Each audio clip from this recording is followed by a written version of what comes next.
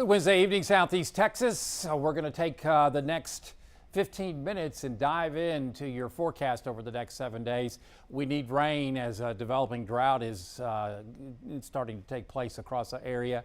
May have some help, but I don't think we're going to see what we need. Otherwise, today we saw partly cloudy skies across Southeast Texas, and I think we'll see that once again coming up tomorrow. We're looking up at Pervalis, which is up in Jasper, and they've got mostly clear skies up there after temperatures reach the lower 90s. Otherwise, this is part of the Roofing 911 Skycam network. So here's the plan over the next 7 days. There's going to be a slight chance tomorrow late. Then we're back to hot and dry coming up Friday and Saturday. Be running, let's see, probably about 3 to 4 degrees above normal.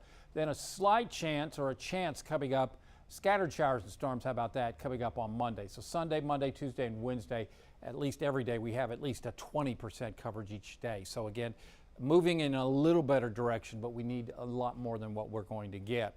Your allergy report, unfortunately, it just doesn't quit. Ragweed, very high levels across Southeast Texas, and mold very high. The good news is that grass pollen has decreased a bit compared to yesterday on the Southeast Texas allergy report for this first day of October. Where did September go, right? So you're looking at moisture levels. Not really important that you notice these numbers. They're more for me to indicate how deep or how much moisture we have to work with. But one thing is that we're right about here as far as the legend. So we'll put this into motion and look how deeper moisture comes in from the east out of Louisiana. That may just be enough to create a slight chance of showers coming up late tomorrow afternoon. So some folks will be lucky in getting a shower coming up tomorrow afternoon, maybe even in through tomorrow night across the area as this moisture moves on through. And again, it's not a big chance, but there will be something on radar coming up tomorrow afternoon and tomorrow night, we think, across Southeast Texas. Otherwise, our forecast for tomorrow will go with a 20% coverage and a high of 92 in the triangle. So modeling is showing also about a 20% coverage, pretty close to what we think. So not a big difference between modeling and my forecast. And then again, here's my forecast for the lakes area, also about 92 and about a 20% coverage. Instead of the sea breeze coming in and confined to the I-10 corridor, you'll likely see light northeasterly winds throughout the day coming up tomorrow up in the lakes area. So again, this is going to be late tomorrow afternoon and tomorrow evening. We should see that 20% coverage moving in out of Louisiana. We need a little bit of heating, and with that moisture coming in, we destabilize the atmosphere and create a bit of lift, and we could get as much as a 20% coverage. Hopefully we could see overachievers tomorrow. That would be certainly great because this is the drought monitor just updated. It's going to be updated again tomorrow, but we're at drought level 1, then level 2 is a moderate, drought level 3 is a severe drought, level 4 is an extreme drought and an exceptional drought there. And we saw a lot of extreme and exceptional droughts back in 2011. You might remember that summer. It's the second driest summer and year on record in Southeast Texas. And as you can see, a lot of the area under a drought level 1, but as you can see, it's moderate drought ongoing north of Lafayette. So so far this year, we've only picked up 41.33 inches of rainfall. We should be closer to 47 as we're running some 6.5 plus inches below normal for the year. Now, since September 1st, that's what, 30 days or so, we're closer to 3 inches below normal since September 1st. I don't think we're going to see 2.9 inches through the next 7 days. Be lucky to get a quarter to maybe a half an inch over the next 7 days. So here's your afternoon high temperatures forecast. This is another thing that increases the evaporation and also worsens the drought is your afternoon high temperature. It wouldn't be as bad if we were in the lower 80s, but we're going to be pretty much 90 every day. So that evaporates and helps to draw the moisture out of the ground and makes for drier fuel conditions. So you can, if we don't start getting some rain, we're going to start running into problems with grass fires and things like that. So right now, looks like high temperatures Monday will be in the upper 80s. Normally we should see about 86 this time of year. So, you know, it's a little bit above normal, but not crazy record-breaking high temperatures. It just, we do this sometimes. And again, it would be nicer if we had some cool weather. So I'm going to 20% coverage coming up on Thursday. Friday and Saturday, I don't think we'll see any rain. Sunday, maybe a 20% coverage. And then Monday, favorable wind direction, not just at the ground, but at 5, 10, 15,000 feet up in the atmosphere, will help draw in moisture off the Gulf. So we may see as much as a 30, maybe 40% coverage. Tuesday and Wednesday, I can't go with no rainfall, even though we've got plentiful moisture. We've got a little bit of high pressure building back into the area. So that may temper our rain chances coming up Tuesday and Wednesday, 20, maybe 30% coverage. Regardless, it does not look like we will see what we need. We need 2.9 inches of rainfall to make things up, and every day over the next 7, we should pick up a fifth of an inch, and that would give us, let's see, 1.4 inches of rainfall. And this is what the wettest model that I could find is dropping over our area over the next 7 days. So a tenth to a third of an inch of rainfall. Obviously better rain chances over towards southwest Louisiana, but it just does not look like we're going to see what we need over the next 7 days to get us back up to normal. Otherwise, some good news on the forefront is that Friday night football looks good, as we're expecting dry weather through both the game at kickoff, halftime, and the final or the end of the game. Kickoff temperatures should be around 80 to the lower 80s under mostly sunny to clear skies by the halftime, looking at mid to upper 70s. That should be.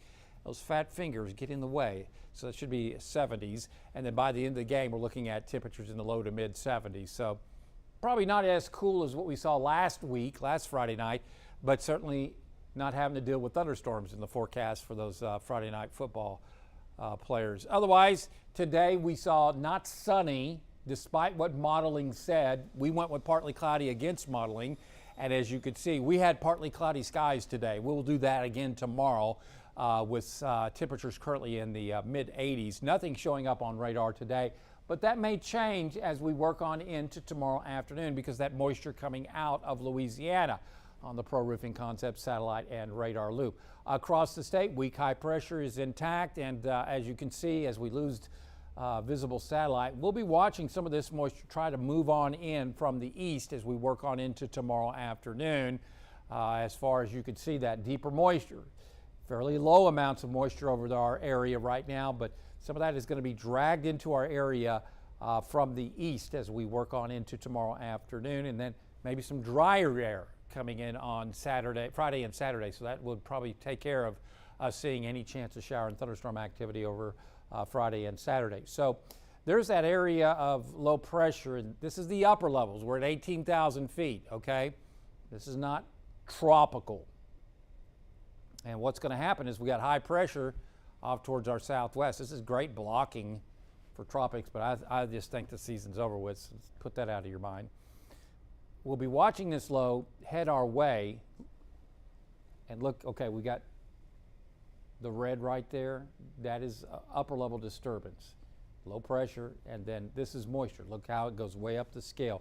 This is going to drag in moisture to our area. You need moisture in the atmosphere to create showers and thunderstorms. You can have moisture at the surface, but if the air is dry at 5, 10,000 feet, it's a no-go for rainfall. You need the atmosphere to be not just moist at the surface, but at 5,000, 10,000 feet, 15,000 feet would be great, so that the clouds won't evaporate as they build up. If they encounter a dry layer, then the clouds evaporate and you don't get showers or thunderstorms. So this is a little better indication that we may see a better chance of rain coming up Sunday, Monday, and Tuesday of next week, as we'll have plentiful moisture to work with. But on the backside, to counteract this, is that we lose the low, have moisture, but have high pressure over us. So that would cause the atmosphere, at least the motions, to sink instead of rising. Clouds like to go up, and if you got sinking motion, that kind of flattens out the cloud cover. So we can't go zero, but I can't go with, 60% coverage of showers and storms. So we'll go a 20% coverage coming up on, Tuesday and Wednesday of next week. Otherwise, It doesn't matter what happens in the Caribbean or the Southwest Gulf. I just believe that the season is over with. Why? Well, you'll probably see it on social media that, something could come out of the Caribbean. Oh my goodness. Let me try that again. Something could come out of the Caribbean. It could be a hurricane or out of the gyre, the Central American gyre. Well, once it gains enough latitude, it's going to FLA, USA, okay? We got west winds, the westerlies. We are in a change of seasons. And west to northwest winds that will continue north, west, southwest, west, west, right on through next week. The season has changed. We are done.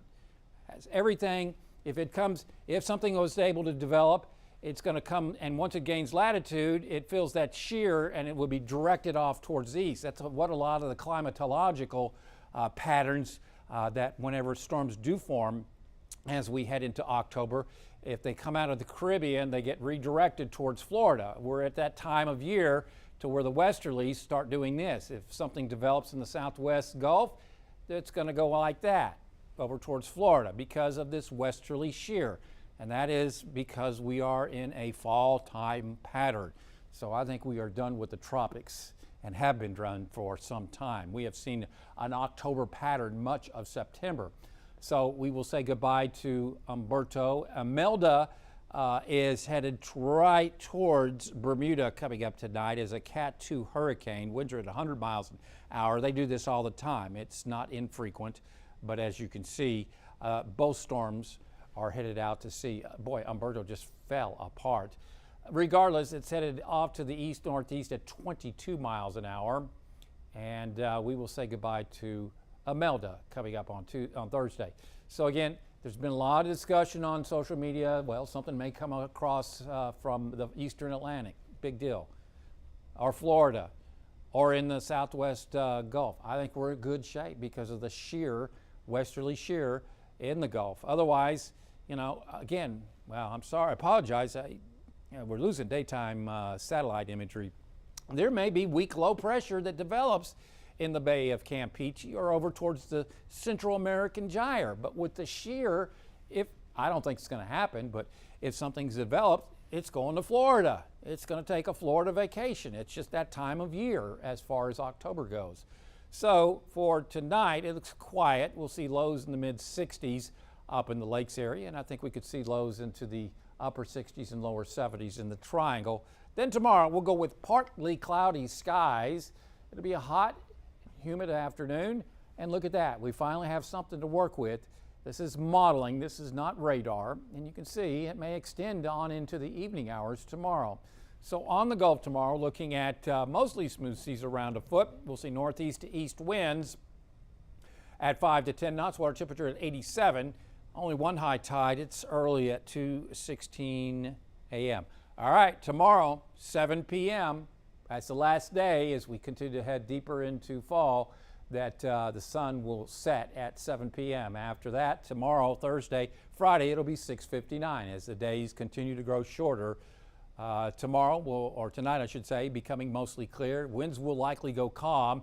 Lows will be in the mid-60s lakes, excuse me, and into the upper 60s to lower 70s here in the triangle. Tomorrow, rain chances at 20% coverage, high temperatures, lower 90s, heat indices in the lower 90s, UV index at 7.6, otherwise partly cloudy, and a light northeasterly wind from I-10 north, I-10 south. We may see the sea breeze coming in, so we'll go with a northeast and southeast wind at 2 to 5 miles an hour. So light winds. Taking a look at your weather impact 7-day forecast. So low chance